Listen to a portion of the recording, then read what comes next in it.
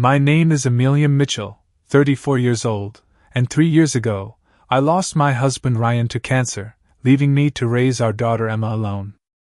I never imagined my own sister Madeline would humiliate me at her wedding, introducing me as my widowed sister, a cheap single mom.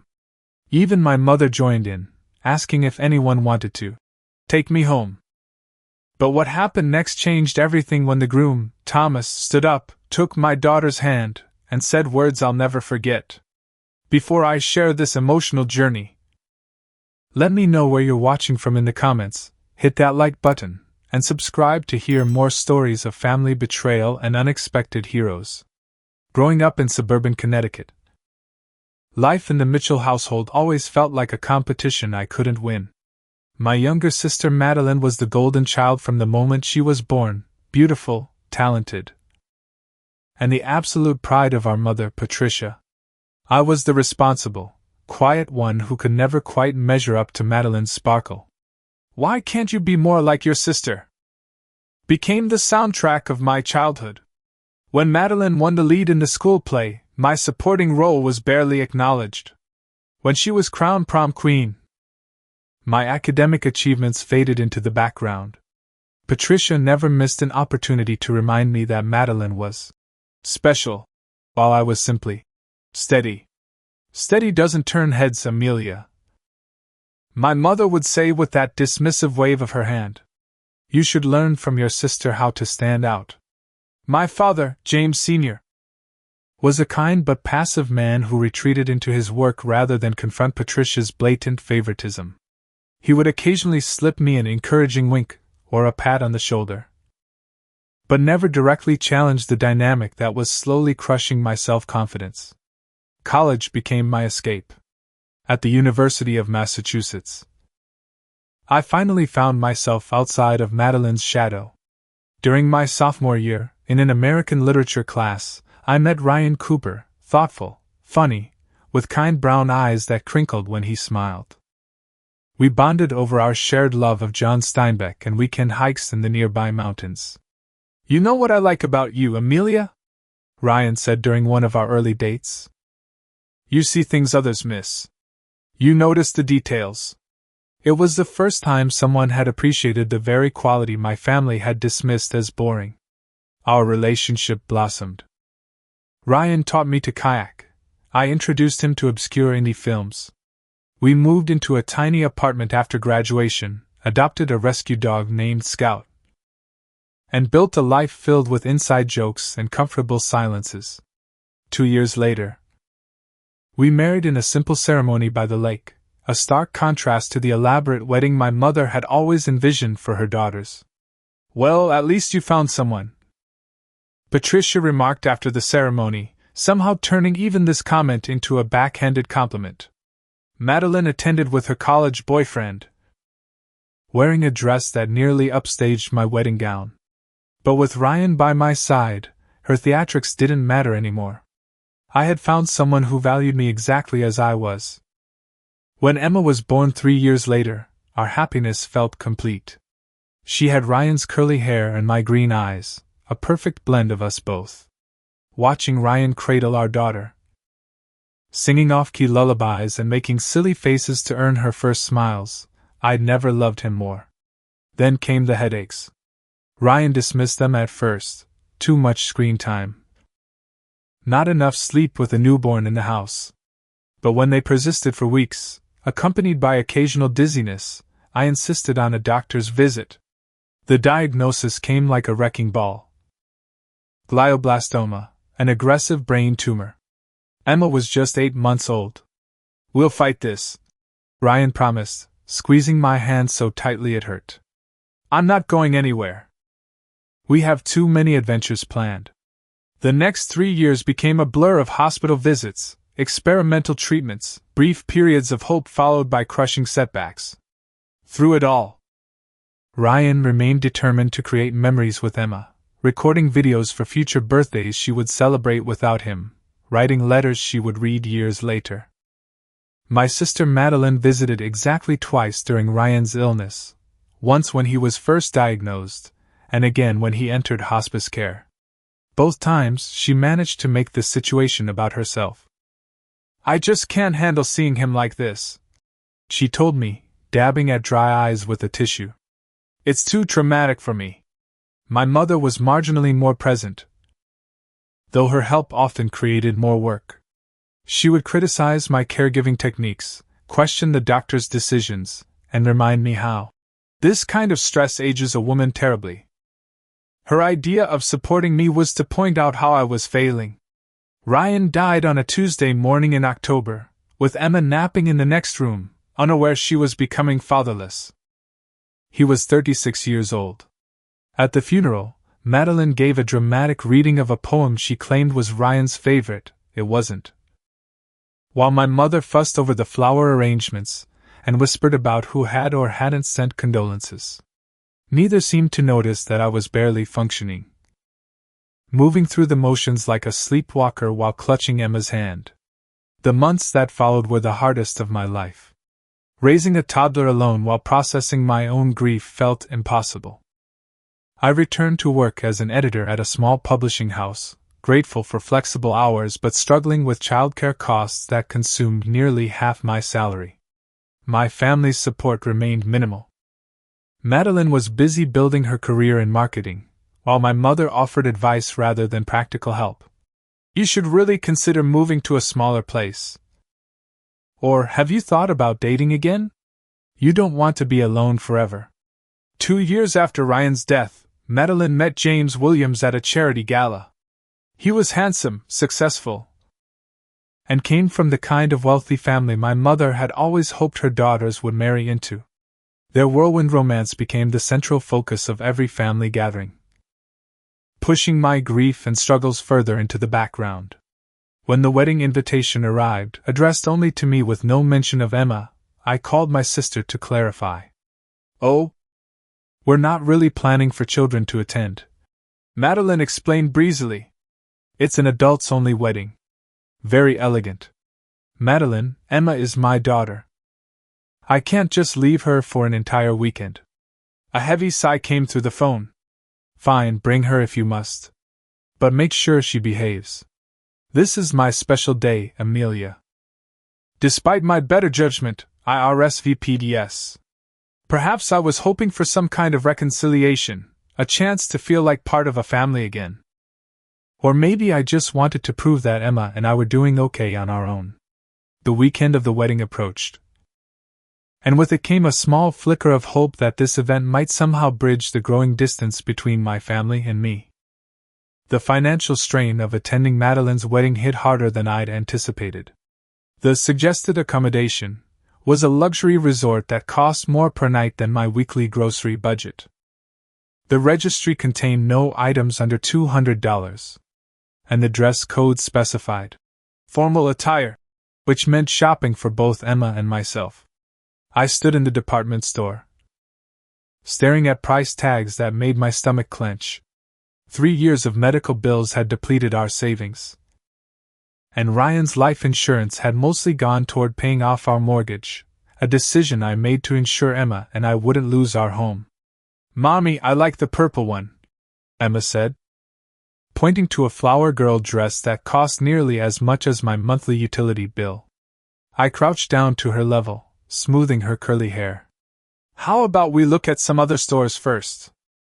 We might find something even prettier." After visiting 5 more shops, I finally found a second-hand boutique with a beautiful blue dress for Emma and a simple black cocktail dress for myself. They weren't designer labels, but they were the best I could do.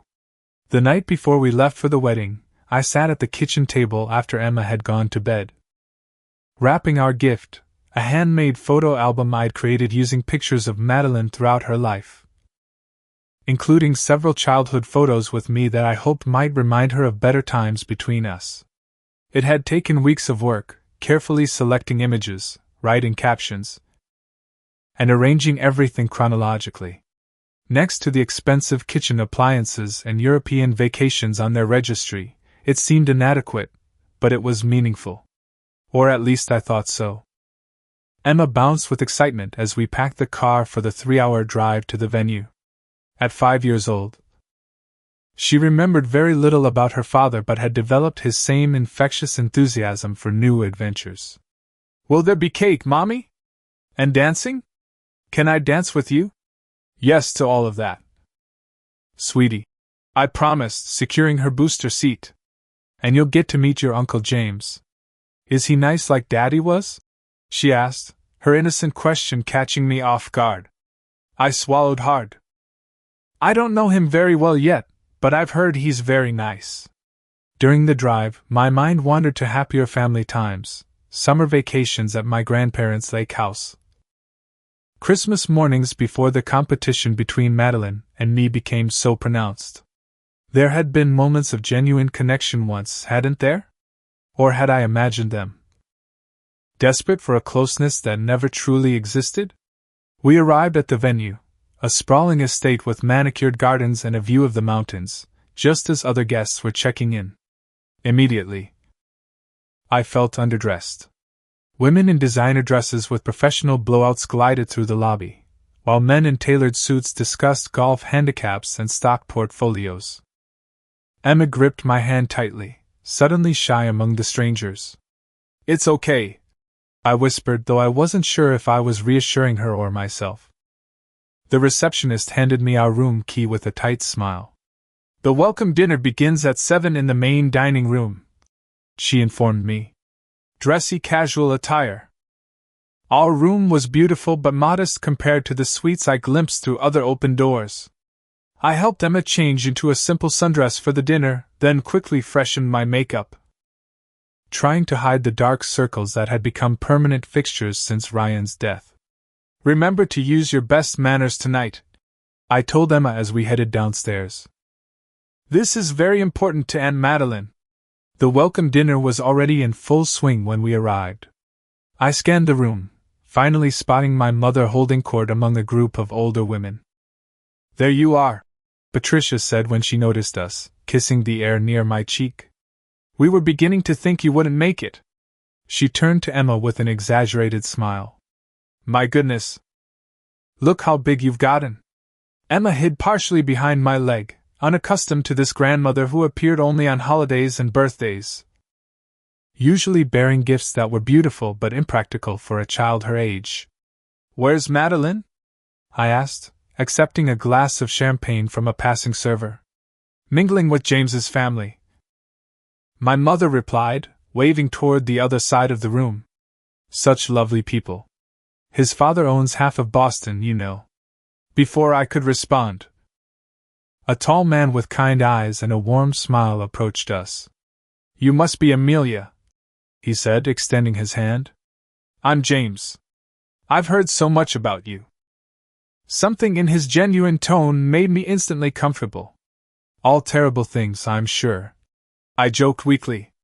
He laughed. Actually, I've been looking forward to meeting the sister who Madeline says always had her nose in a book. He crouched down to Emma's level. And you must be the famous Emma. Your Aunt Madeline showed me pictures of you. I like your dress, blue is my favorite color. Emma smiled shyly. Thank you. Do you like cake? There's going to be cake tomorrow. I love cake, James assured her solemnly. Maybe you can save me a dance at the reception? As James chatted easily with Emma, I noticed Madeline approaching, her expression tightening when she saw us. There you are, honey, she said, slipping her arm through James's. I see you've met my sister and her daughter. Yes, we're getting acquainted, James replied, standing up. Emma was just telling me about her excitement for the cake tomorrow. Madeline's smile didn't reach her eyes. That's nice. Mother was looking for you, James. Something about the seating chart. As James excused himself, Madeline turned to me. I'm glad you could make it, she said, though her tone suggested otherwise. The rehearsal dinner is just for the wedding party. So you'll be on your own tonight. I hope that's not a problem. We'll be fine, I assured her. It's been a long drive anyway. She nodded, then lowered her voice. I meant to tell you, we had to seat you at table 16. It's near the back, but it was the only table with space for both of you. Before I could respond, she was called away by another guest, leaving me standing there with the distinct feeling I'd been demoted from sister of the bride to inconvenient obligation. Later, as Emma and I ate dinner at a corner table, I overheard snippets of conversation from nearby guests. Can you imagine raising a child alone? So sad. Heard her husband died years ago. You'd think she'd have moved on by now. Madeline has always been the successful one in the family. I focused on cutting Emma's chicken into bite-sized pieces, pretending not to hear. But inside, anxiety bloomed. This weekend was going to be even more difficult than I'd anticipated. When Emma began rubbing her eyes with exhaustion, I used it as an excuse to retreat to our room early. As I tucked her into bed, she asked, "Why doesn't Aunt Madeline look happy to see us, Mommy?" I smoothed her hair back from her forehead. Aunt Madeline has a lot on her mind right now. Planning a wedding is very stressful. Uncle James is nice. She mumbled sleepily. He talks to me like Daddy did in the videos. Her innocent observation brought tears to my eyes. Yes, sweetheart. He seems very nice. After Emma fell asleep, I sat by the window, watching the lights from the rehearsal dinner below, feeling more isolated than ever. I considered packing our bags and leaving first thing in the morning. But something, pride perhaps, or the stubborn hope that things could still improve, made me decide to stay. Tomorrow would be better, I told myself. It had to be. The day of the wedding dawned clear and perfect, as if even the weather bent to Madeline's will. Emma woke early, her excitement bubbling over as she jumped on the bed. Is it time to put on my pretty dress? Can I wear the sparkly shoes Grandma sent? I glanced at the uncomfortable patent leather Mary Janes my mother had mailed last Christmas. Those might hurt your feet for dancing. Let's stick with your nice blue ones. After breakfast in the hotel restaurant, where several other guests openly stared at Emma using her fingers to eat a piece of bacon, we returned to our room to get ready. I helped Emma into her dress, braided her hair with a blue ribbon that matched her eyes, and reminded her again about best behavior. Remember, during the ceremony, you need to sit very quietly next to me. No talking, even if you have questions. Emma nodded solemnly. I'll be the quietest girl ever, Mommy. My own preparations were more rushed. I applied minimal makeup, twisted my hair into a simple updo, and slipped into my black dress. Looking in the mirror, I couldn't help comparing myself to the Amelia of 6 years ago. At my own wedding, the carefree joy in that bride's eyes had been replaced by a weariness I couldn't fully hide. The ceremony was scheduled for 2 o'clock in the estate's rose garden. When Emma and I arrived, an usher with a clipboard stopped us. Names, please? Amelia Mitchell. I'm the bride's sister. He scanned his list, frowning slightly. Ah, yes. General seating. Left side, toward the back. The back? But I'm her sister. I protested quietly. The usher gave me an apologetic shrug. Just following the seating chart, ma'am. Hand in hand with Emma. I walked to the designated section, the second to last row, far from the altar where Madeline would soon stand. Other guests were already filling the front rows, distant cousins I barely recognized. My mother's bridge club friends, colleagues of James I'd never met. Shouldn't we be sitting closer? Emma whispered. So we can see Aunt Madeline better? This is where they want us, sweetie, I said, trying to keep the hurt from my voice. The garden was transformed into something from a fairy tale. White roses and hydrangeas adorned every surface. Crystal chandeliers somehow hung from tree branches. A string quartet played softly as guests in designer attire found their seats. My father, who had remained even more distant since Ryan's death, was standing near the entrance with my mother. He gave me a brief nod before being pulled away by Patricia, who was fussing with his boutonniere. As the ceremony began, the music swelled and attendants processed down the aisle in perfectly coordinated blush-pink gowns. Then came the moment everyone awaited. Madeline appeared on our father's arm. A vision in a custom gown that probably cost more than my car. I had to admit she looked beautiful, radiant even. For a brief moment, I felt a surge of sisterly pride and love. Remembering the little girl who used to crawl into my bed during thunderstorms, seeking comfort from her big sister. The officiator began the ceremony with flowery language about perfect unions and destined love. Beside me, Emma fidgeted slightly but remained admirably quiet. Until halfway through the vows. "Mommy," she whispered, louder than intended in the moment of silence. "When will I get a new daddy like Aunt Madeline is getting a new husband?" Several heads turned. Someone let out a poorly disguised laugh. I felt my face flush as I gently shushed Emma, who looked confused by the reaction. "I just want to know," she persisted, her child's voice carrying in the quiet garden. An older woman in front of us turned around with a disapproving frown. "Some people shouldn't bring children to adult events," she stage whispered to her companion. I wrapped my arm around Emma protectively, feeling her small body stiffen at the woman's obvious displeasure. "It's okay," I murmured into her hair. "Just watch the pretty ceremony now." Through tear-blurred vision, I watched as Madeline and James exchanged rings and shared their first kiss as husband and wife. The crowd erupted in applause as they processed back down the aisle, Madeline's eyes sliding past me without acknowledgement. As guests began moving toward the cocktail hour location, Emma tugged at my hand. "I'm sorry I talked, Mommy.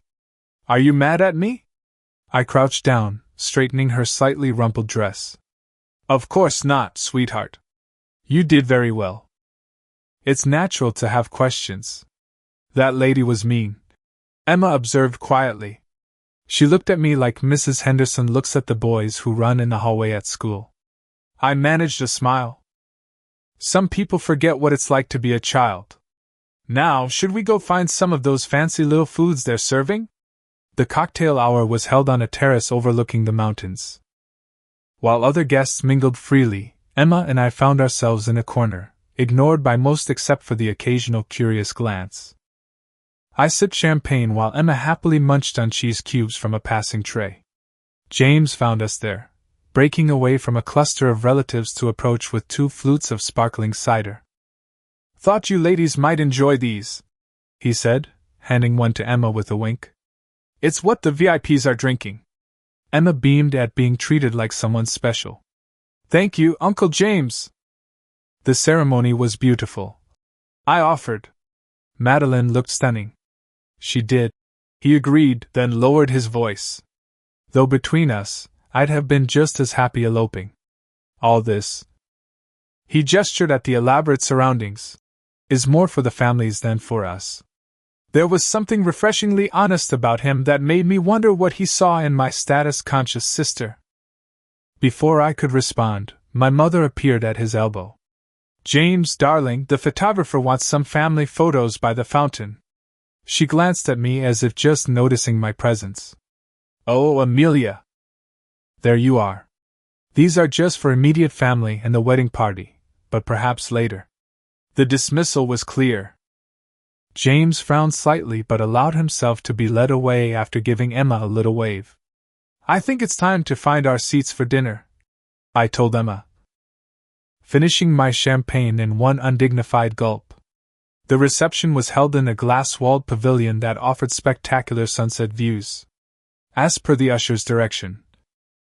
Emma and I found table 16, positioned so far from the head table that we could barely see Madeline and James. Our tablemates included 2 distant cousins from my father's side who I hadn't seen in years, an elderly great-aunt who was hard of hearing, and 3 of James's colleagues who clearly had no idea who I was. As dinner progressed, Emma grew increasingly tired and restless. The schedule was running late, and by the time the main course arrived, it was well past her normal dinner time, when she accidentally knocked over her water glass. One of James's colleagues made a show of moving his designer suit away from the spill. "Perhaps children should be in bed by now," he suggested with a tight smile. I dabbed at the spill with my napkin, fighting back tears of frustration.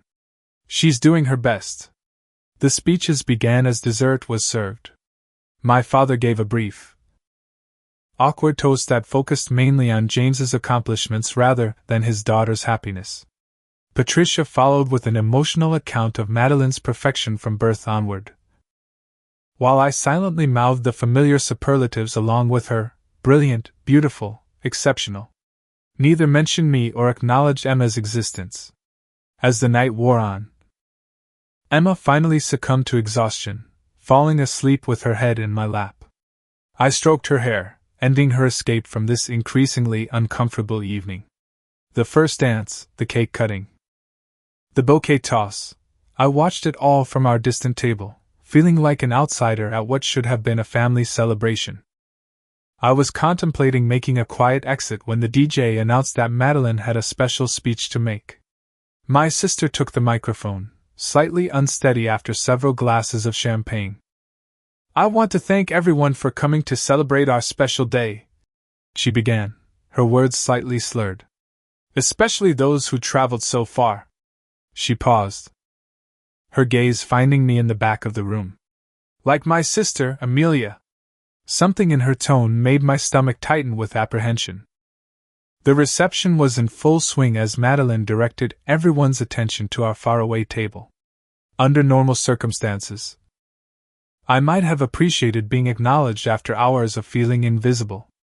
But the glint in my sister's eye told me this wasn't going to be the warm recognition I'd foolishly hoped for. "For those who don't know her," Madeline continued, her voice carrying through the professional sound system, "my sister Amelia is quite the trooper. Widowed young, raising her daughter all alone." She gestured dramatically in our direction. "It's so brave, really, how she soldiers on." My body tensed as heads turned toward us. Emma stirred in my lap, blinking sleepily at the sudden attention. "Amelia couldn't afford much of a wedding gift," Madeline added with a theatrical pout. "But we understand, don't we? Single motherhood is so financially challenging." Nervous laughter rippled through the crowd. I sat frozen, disbelief warring with humiliation. Was my sister really mocking my financial situation, the result of my husband's medical bills and untimely death, in front of hundreds of guests? My mother, emboldened by several glasses of champagne, grabbed a second microphone. "She's always been the practical one," Patricia added with a theatrical sigh. "Not much for glamour, our Amelia. Just look at that dress." Someone near the front muttered, loud enough to be heard, "Patricia wasn't finished. Anyone interested in taking her home? She could use the help." My mother laughed at her own joke, and several guests joined in, the alcohol having eroded whatever politeness might have restrained them. Emma was fully awake now, her small face scrunched in confusion. "Why is Grandma talking about us, Mommy? Why is everyone looking?" I couldn't answer. My throat had closed completely, grief and rage rendering me speechless.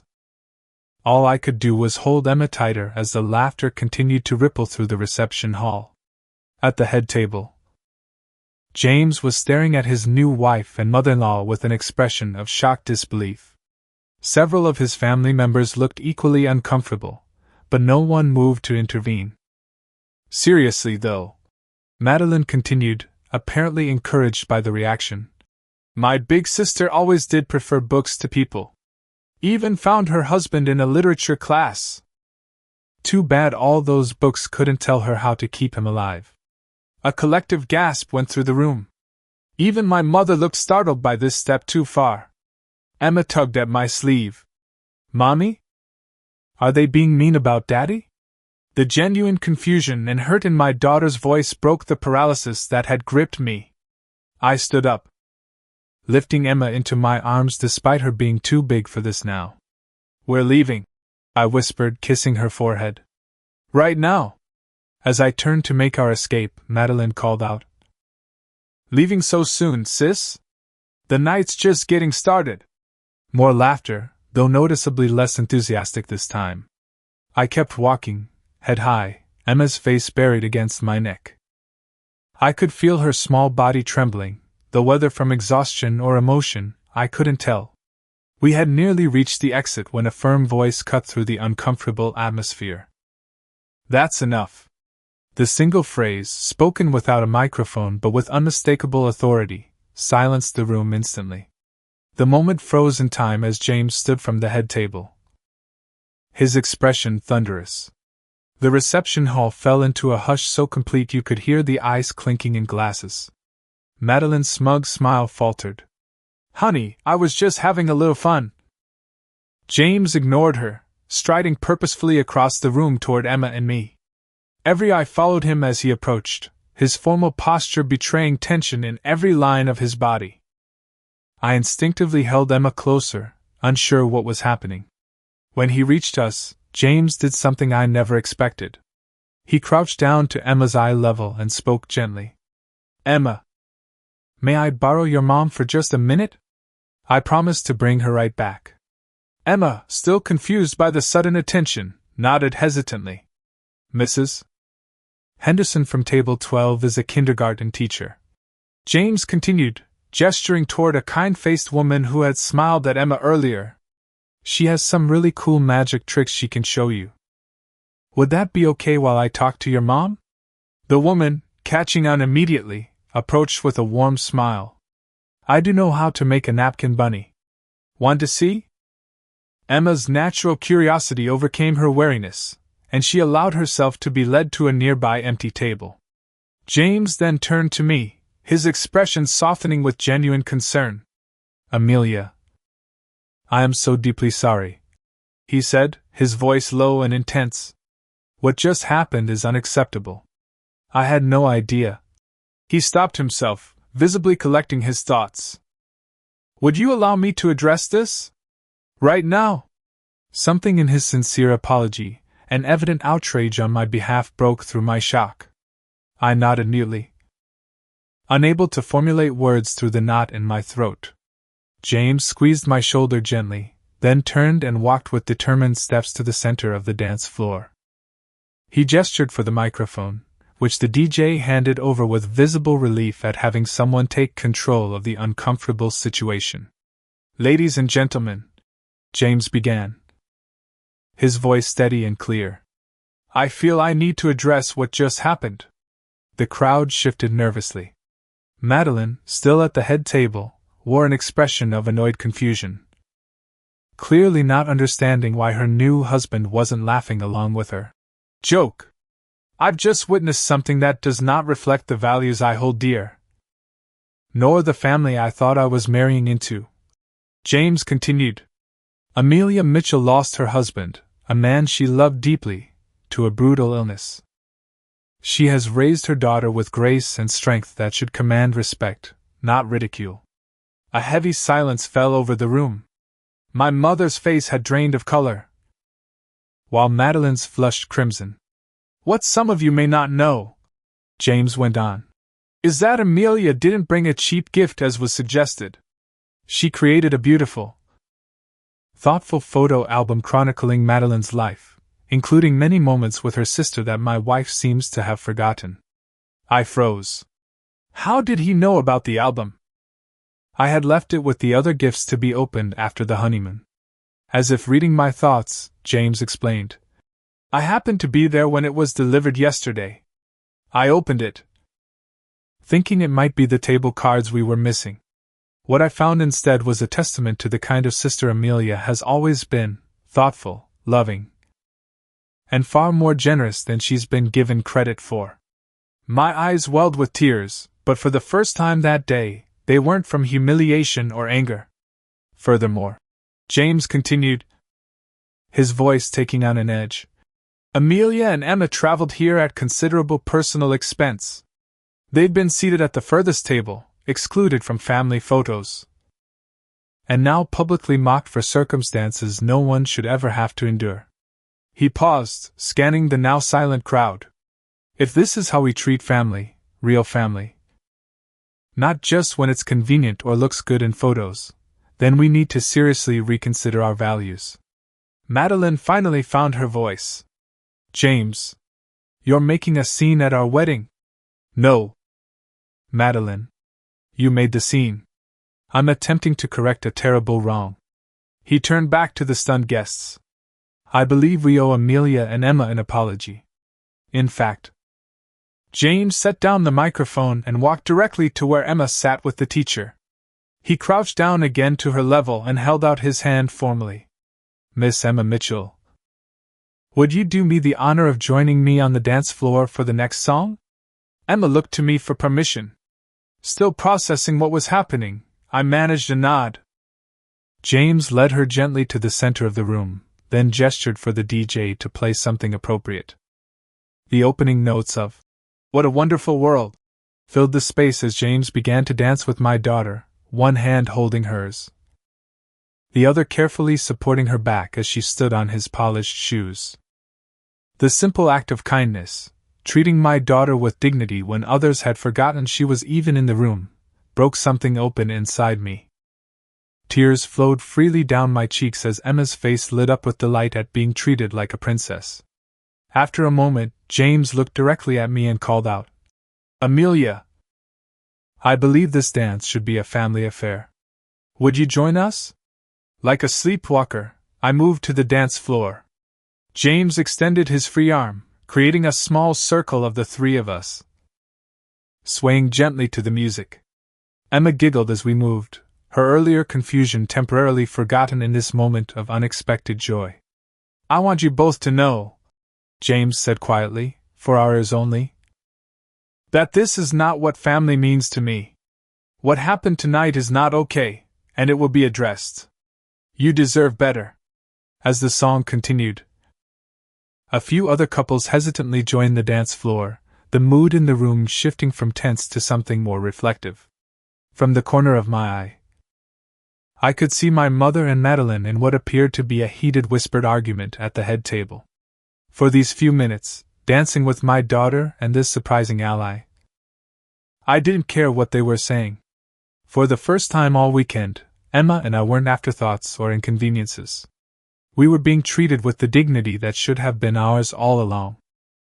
When the song ended, James escorted us back to our table, where he pulled up a chair and sat down, a clear statement to everyone watching that he was choosing our company over returning to the head table. What happens now? I asked quietly as Emma became distracted by the dessert a server had just delivered. James looked me in the eye. Now we finish this reception with the dignity everyone deserves. Tomorrow, I have some serious conversations with my new wife and mother-in-law. And going forward, if I'm fortunate enough to be considered part of your family, I promise things will be different. For the first time that weekend, I felt a glimmer of hope that maybe, just maybe, something good could come from this painful experience. As the reception continued, a subtle but significant shift occurred in the atmosphere. James's public stand had created two distinct camps among the guests, those who were horrified by Madeline and Patricia's behavior, and those who were carefully avoiding looking in our direction, as if embarrassed by their earlier laughter or complicity. James remained at our table, engaging Emma in conversation about her school and favorite books with genuine interest. He waved over servers to bring us fresh drinks, and made sure Emma got an extra slice of cake when she mentioned how delicious it was. His kindness was so natural and unforced that it made the contrast with my own family's behavior all the more stark. After about 20 minutes, a tight-lipped Madeline approached our table. James, she said with forced pleasantness, people are asking where you've gone. We're supposed to cut the cake soon. I'm right here, he replied evenly. I've been getting to know my niece properly. Did you know she's reading at a third-grade level already? Quite impressive for her age. Emma beamed at his praise while Madeline's smile grew even more strained. That's lovely. But we have a schedule to keep. James nodded thoughtfully. Of course. The schedule. He stood up and straightened his tie. Before we proceed, I think there's something that needs to be addressed. Don't you? Madeline's eyes darted nervously to the nearby tables where guests were pretending not to eavesdrop. This isn't the time or place, James. I disagree. I think this is exactly the time and place, considering what happened earlier. His voice remained calm but firm. Your sister, a niece deserve an apology. My sister's face flushed with a mixture of anger and embarrassment. You're asking me to apologize? At my own wedding? Yes, James said simply. Because that's what decent people do when they've hurt someone, regardless of the occasion. A tense silence fell between them. I wanted to disappear. To grab Emma and flee this increasingly uncomfortable confrontation. But at the same time, a small part of me, the part that had swallowed years of slights and dismissals, wanted to witness whatever came next. Madeline finally looked at me. Her expression a complex mixture of emotions I couldn't fully decipher. Fine. I'm sorry if your feelings were hurt, Amelia. It wasn't much of an apology, but before I could respond, James spoke again. And what about the things said about Ryan? And implying Amelia brought a cheap gift when she actually created something thoughtful and personal? Madeline's jaw tightened visibly. You're really going to do this now? Yes, James repeated. Now. My sister's gaze shifted between her new husband and me, clearly calculating her options. Finally, she let out a sharp sigh. I apologize for my comments about Ryan. That was inappropriate. And thank you for the photo album. I'm sure it's very nice. The words were right. But the tone made it clear this was a performance rather than a genuine expression of remorse. Still, it was more than I'd expected. Thank you, I said quietly, deciding to take the high road. I accept your apology. James nodded, seemingly satisfied for the moment. Shall we go cut the cake then? As they walked away, I noticed my mother watching from across the room. Her expression unreadable. She made no move to approach our table or add her own apology to Madeline's perfunctory one. Emma, who had been uncharacteristically quiet during the exchange, looked up at me with those wise eyes that sometimes seemed to hold more understanding than a child her age should possess. Aunt Madeline didn't really mean sorry, did she, Mommy? I hesitated, torn between honesty and the desire to shield her from family complications. Sometimes when people feel embarrassed, they have a hard time saying sorry in a way that feels real. But at least she tried. Emma considered this, then nodded sagely. Uncle James is nice. He reminds me of how Daddy looks in the videos when he's telling you that you're beautiful. Her innocent observation brought fresh tears to my eyes. Ryan had been that kind of man, the type who recognized worth in others and wasn't afraid to defend it. Perhaps James was cut from the same cloth. As the evening progressed, something remarkable began to happen. Several guests, mostly from James's side of the family, made a point of stopping by our table to introduce themselves. James's mother, an elegant woman with his same kind eyes, sat with us for nearly half an hour, sharing stories about James as a child and asking Emma about her interests. His college roommate brought over his wife and 2 children, who promptly invited Emma to join them at the photo booth. For the first time all weekend, we weren't isolated or excluded. It was as if James's public stand had given others permission to see us, really see us, as people worthy of attention and respect. When it came time for the traditional father-daughter dance, I watched my sister and father sway awkwardly to their chosen song.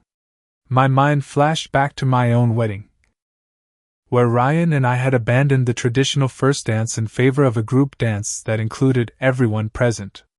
No one should feel left out on a day that's about love, Ryan had insisted. Lost in these thoughts, I didn't immediately notice James approaching our table again until he was standing right beside me. I have a favor to ask, he said, a hint of mischief in his eyes. The DJ is about to announce the final dances of the evening, and I was hoping you and Emma might join me on the floor.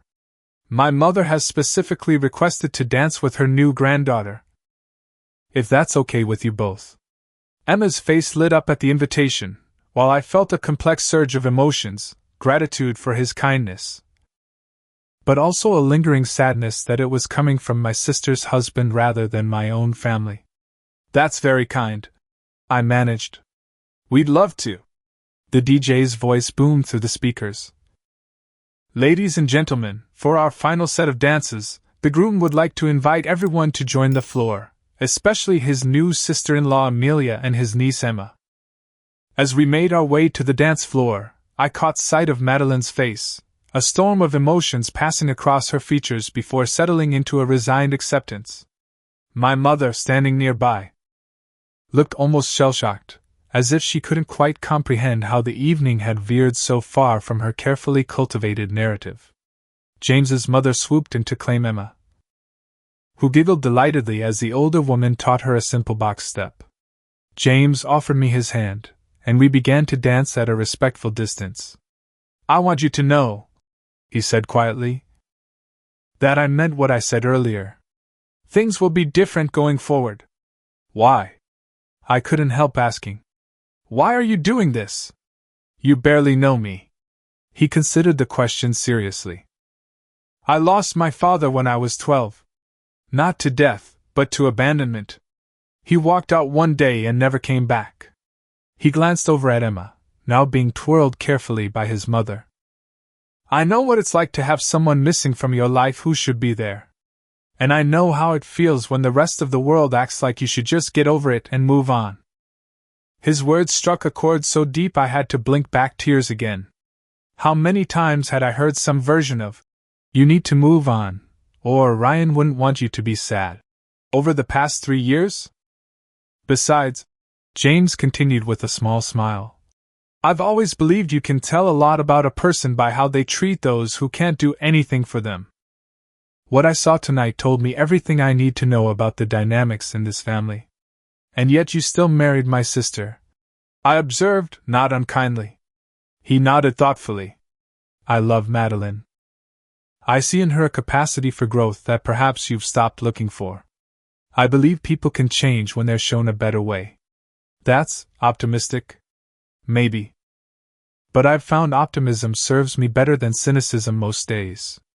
The song was winding down, and he added, "Whatever happens between Madeline and me going forward, I want you to know that you and Emma have family in me.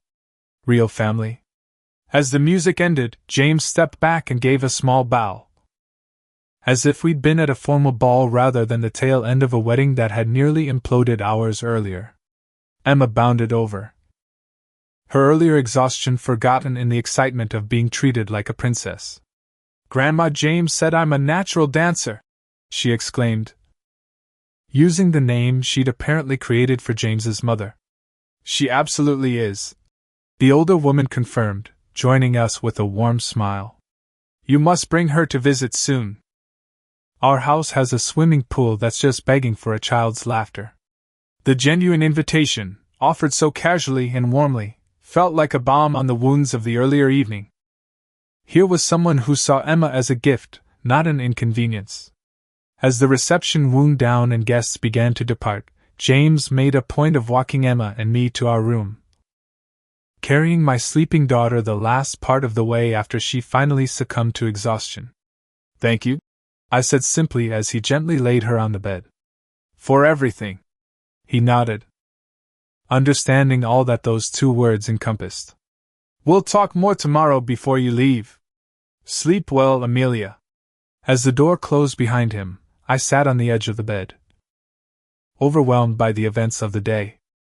What had started as one of the most humiliating experiences of my life had somehow transformed into something else entirely.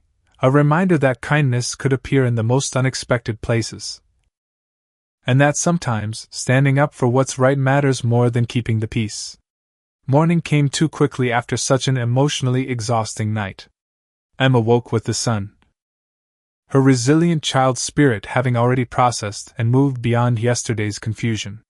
She chatted excitedly about Uncle James and Grandma James as I helped her pack our suitcase. "Are we going to say goodbye before we go home, Mommy?" she asked, carefully folding her blue dress with unpracticed hands. "Yes, sweetheart. We'll go to the farewell brunch and then hit the road." I dreaded facing my sister and mother in the cold light of day, but I wouldn't sneak away without properly thanking James for his kindness. The brunch was set up on the same terrace where the cocktail hour had been held. When Emma and I arrived, only a few guests were present, mostly James's family members who greeted us warmly. My sister and mother were noticeably absent. James's mother waved us over to her table. "Amelia, Emma! Come join us. James texted that he and Madeline will be down shortly." We had just settled in with plates of fruit and pastries when my phone buzzed with a text from James. "Meeting in the library? 10 minutes. Important." The library turned out to be a wood-paneled room off the main lobby, lined with leather-bound books that looked more decorative than well-read. When Emma and I arrived, James was already there, along with a stony-faced Madeline and my tight-lipped mother. "Emma," James said gently, "my mom mentioned she was going to show the other children the koi pond after breakfast. Would you like to join them while the adults talk?" Emma looked to me for permission, which I granted with a nod. James's mother appeared at the door as if on cue, extending her hand to my daughter. "Come along, dear. The fish are enormous. Some are older than your mother." Once Emma had departed, an uncomfortable silence fell over the room. I shifted in my seat, feeling like I was back in my childhood home, waiting for some new criticism or comparison to Madeline. James finally broke the silence. "I've asked for this meeting because we need to clear the air before Amelia and Emma leave.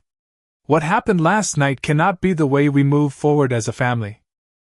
Madeline crossed her arms defensively. "I've already apologized. What more do you want?" An actual apology might be a start, I found myself saying, surprising even myself with my directness. "Not I'm sorry if your feelings were hurt, but I'm sorry I deliberately humiliated you and your daughter in front of hundreds of people." My sister's eyes widened at my uncharacteristic confrontation. Throughout our lives I had been the one to back down, to keep the peace, to absorb whatever barbs came my way. But something had shifted inside me. Perhaps it was seeing someone else stand up for me, or perhaps it was the need to model strength for Emma, but I was done being the family doormat. "You've always been so sensitive," my mother interjected with a dismissive wave. "It was just a bit of wedding fun that got carried away." "No, Patricia," James said firmly, using my mother's first name rather than Mom, or mother-in-law. "It wasn't fun. It was cruel and deliberate. And it revealed a pattern of behavior that I find deeply troubling." My mother bristled at his tone. "I don't think you understand our family dynamic." "I understand it perfectly," James interrupted. "I've been watching carefully since I met Madeline. I've seen how Amelia is treated as less than. I've heard the constant comparisons and criticisms. And last night I saw it played out publicly in a way that was, frankly, shameful." Madeline's face flushed with anger. "So you're taking her side? On the day after our wedding?" "This isn't about sides," James replied evenly. "This is about basic human decency. Amelia lost her husband. She's raising a child alone. And instead of supporting her, you've made her struggle a punchline." My throat tightened with unexpected emotion. Having someone articulate the hurt I'd carried for so long was both painful and profoundly validating. "You don't understand," Madeline said, her voice suddenly smaller. "Amelia has always been the responsible one, the smart one. Mom and Dad always compared me to her when we were growing up." I stared at my sister in disbelief. "What are you talking about?"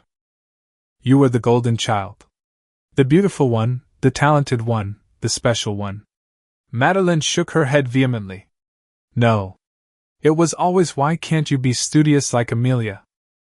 Or Amelia never got in trouble at school, or Amelia doesn't need expensive things to be happy."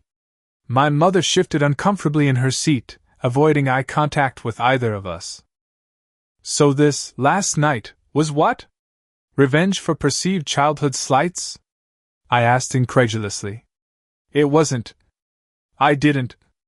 Madeline struggled for words, then suddenly burst into tears. "I was jealous, okay.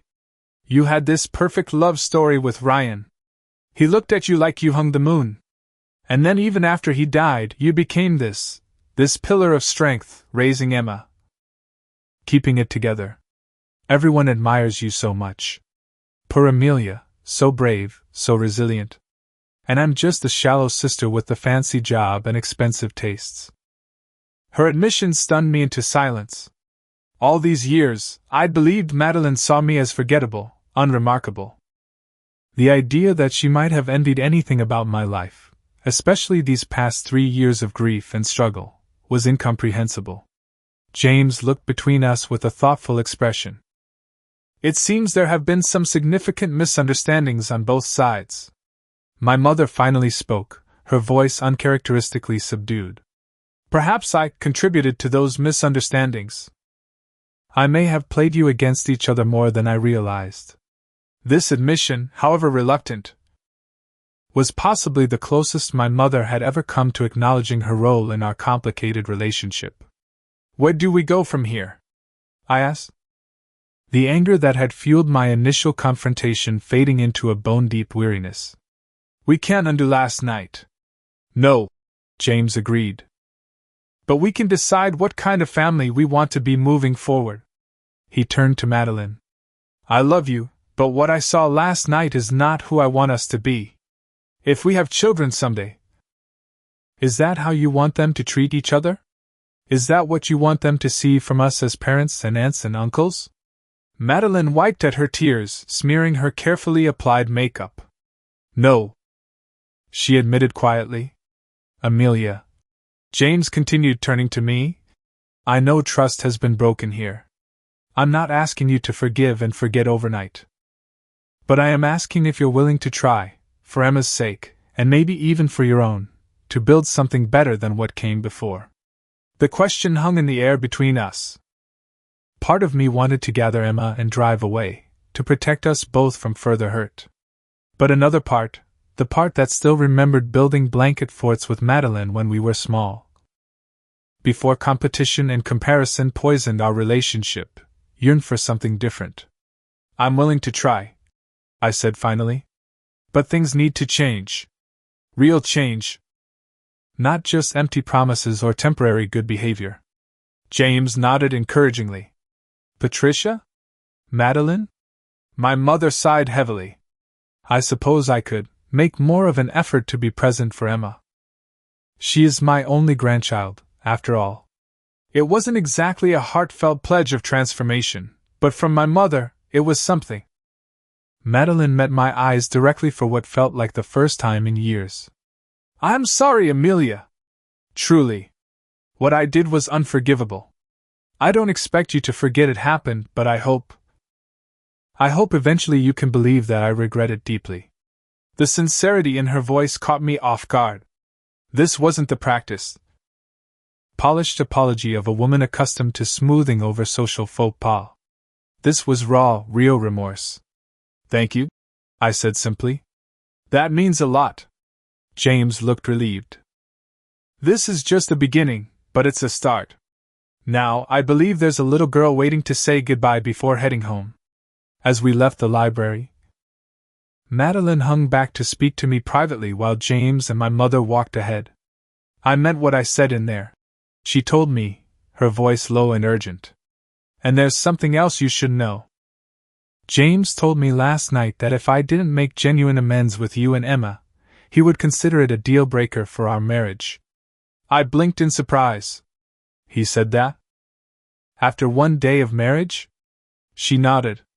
He said he couldn't build a life with someone who would treat family the way I treated you. It made me realize how much I've lost sight of who I want to be. The vulnerability in her admission touched something in me. Perhaps James was right about Madeline's capacity for growth. Well, I said carefully, I guess we both have some thinking to do about the kind of relationship we want moving forward.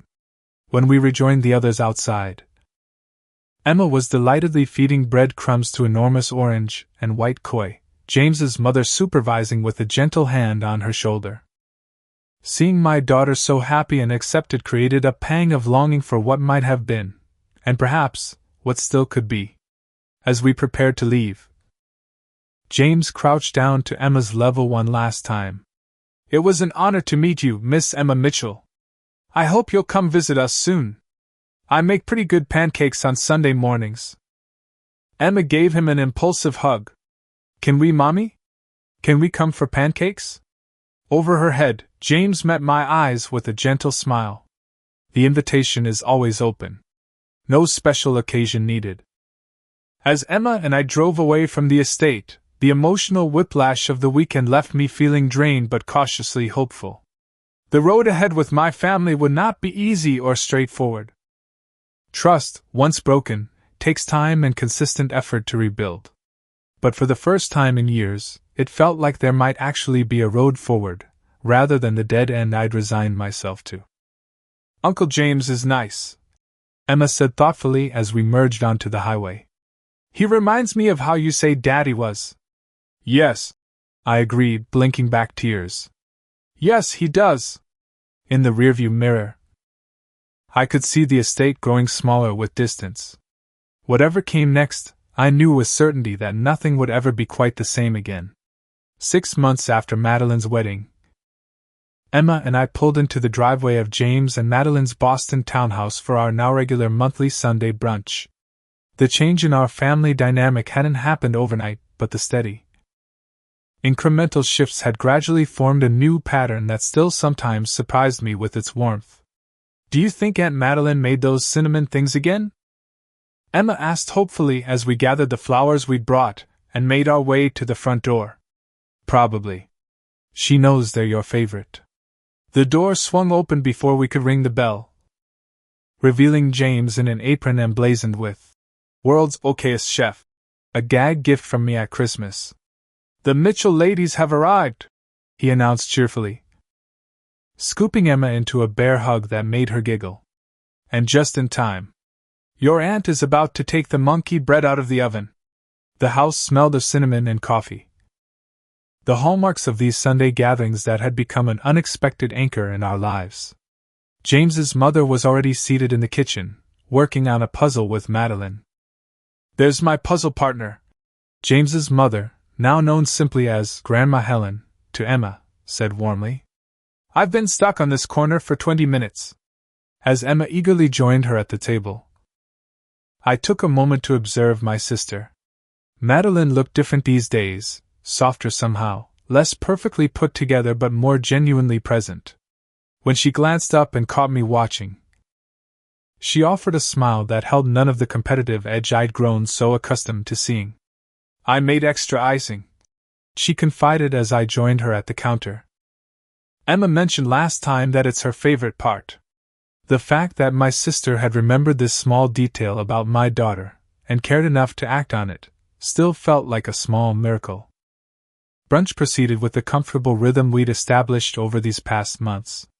James regaled us with stories from his work at the hospital, where he'd recently been promoted to head of pediatric surgery.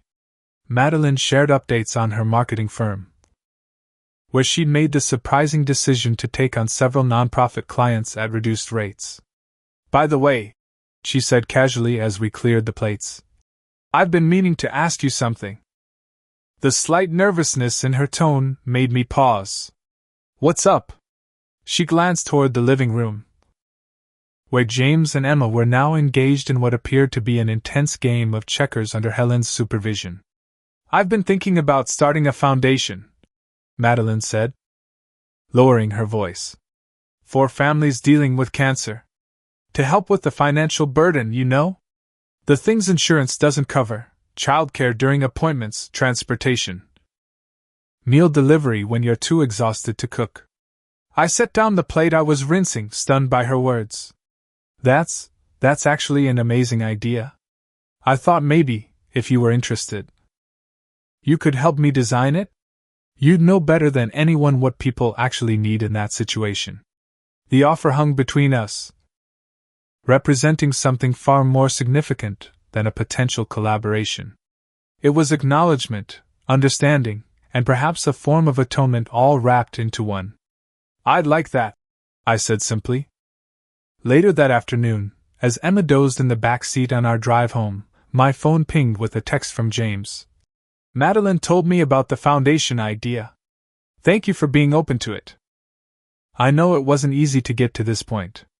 I smiled, thinking about the journey of the past 6 months.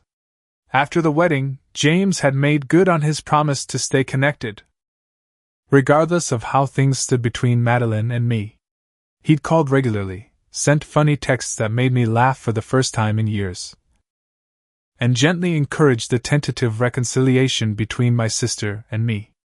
Madeline's efforts had been more hesitant at first, an awkward lunch here, a carefully worded text there. But gradually, as she realized I wasn't holding her wedding behavior over her head, something authentic began to emerge. We'd had several long conversations about our childhood, comparing notes on events we'd experienced completely differently through our respective lenses of insecurity. Even my mother had made small but meaningful changes. While she would likely never be the warm, nurturing grandmother of storybooks, she had begun making regular efforts to be present in Emma's life, attending her school play, remembering her birthday with a thoughtful gift rather than something expensive but impersonal. 2 months ago, I had begun dating again, cautiously, tentatively. His name was Michael, a widower himself with a son just a year older than Emma. We met through a grief support group and recognized in each other the unique understanding that comes from walking a similar path. When I'd mentioned him to Madeline, I'd braced myself for judgment or dismissal. Instead, she'd simply said, "He sounds wonderful. Ryan would want you to be happy, you know." Her words, so simple yet so profound, had released something tight and fearful inside me. The permission to move forward without betraying the past was a gift I hadn't known I needed. As I pulled into our driveway, Emma stirred in the back seat. "Are we home already?" she mumbled sleepily. "Yes, sweetheart. We're home." Home had taken on a new meaning these past months. It was still our little house filled with memories of Ryan, but it had also expanded to include this newly forged family connection, imperfect and sometimes awkward, but real and growing stronger. That evening, after Emma was tucked in bed, I found myself drawn to the box of Ryan's things I kept in my closet. Inside were the letters he'd written for Emma's future birthdays, the watch I'd given him on our wedding day, and a small notebook filled with his thoughts during his illness. I flipped through the pages, landing on an entry from his final months. "My greatest fear isn't dying. It's that Amelia will stop living.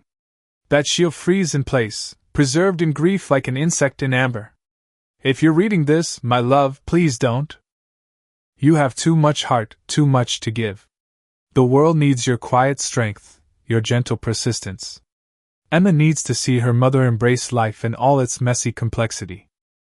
And you need to know that loving again doesn't erase what we had, it honors it." Tears slipped down my cheeks, but they weren't the desperate, drowning tears of early grief. There was something gentler, a bittersweet acknowledgement of all that had been lost and all that remained possible. The next morning, I called Madeline earlier than our usual Sunday check-in. "I've been thinking about the foundation," I said when she answered. "What if we named it after Ryan? The Ryan Cooper Family Support Initiative. We could focus specifically on families with young children." The pause on the other end of the line wasn't hesitation but emotion. "That would be perfect," my sister finally replied, her voice thick. "Absolutely perfect." 3 years after losing Ryan, I was learning that grief doesn't follow a tidy timeline or predictable path. It expands and contracts, sometimes catching you unaware with a memory so vivid it takes your breath away. But alongside it, life continues to unfold in unexpected ways. James had been right that night at the wedding when he spoke of people's capacity for growth and change. My sister, my mother, myself, we were all capable of more than the roles we'd assigned ourselves or accepted from others. Emma came bounding into the kitchen, interrupting my thoughts. "Can we invite Uncle James and Aunt Madeline to my school play next month? And Michael and Ben too?" I smiled at my daughter, marveling at her resilience and open heart. "Yes. I think that would be wonderful." As I helped her pour cereal for breakfast, I thought about the strange, winding path that had led us here. How the most painful moment of public humiliation had somehow become the catalyst for healing long-festering wounds. How James's unexpected stand had created space for all of us to step outside our familiar patterns and imagine something different. Ryan's words from his journal echoed in my mind. Life is too short for anything but love, forgiveness, and second chances. He had been right, as he so often was about the things that truly mattered. The journey wasn't over. There would be missteps and old habits to overcome. Trust would continue to be built brick by brick through consistent actions rather than grand gestures. But for the first time in years, I could look toward the future with genuine hope rather than resignation. Sometimes, it seems, family is what you're born into.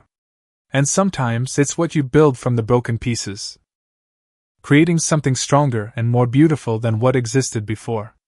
I hope my story resonates with those of you who have faced betrayal from those who should have protected you, or who have struggled to rebuild after devastating loss. Remember that healing isn't linear, forgiveness doesn't mean forgetting. And sometimes the most unexpected people become our greatest allies in times of need. If you've enjoyed this journey with me, please consider subscribing to hear more stories of resilience and transformation. Share your own experiences in the comments below. Have you ever had someone stand up for you when you needed it most? Has a relationship you thought was beyond repair found its way to healing? I'd love to know I'm not alone in this messy, beautiful process of rebuilding life after loss. Thank you for listening, for witnessing my story, and for being part of this community where we can share our vulnerabilities and triumphs. Remember that no matter how dark things seem, there is always the possibility of light finding its way back in, sometimes from the most unexpected directions.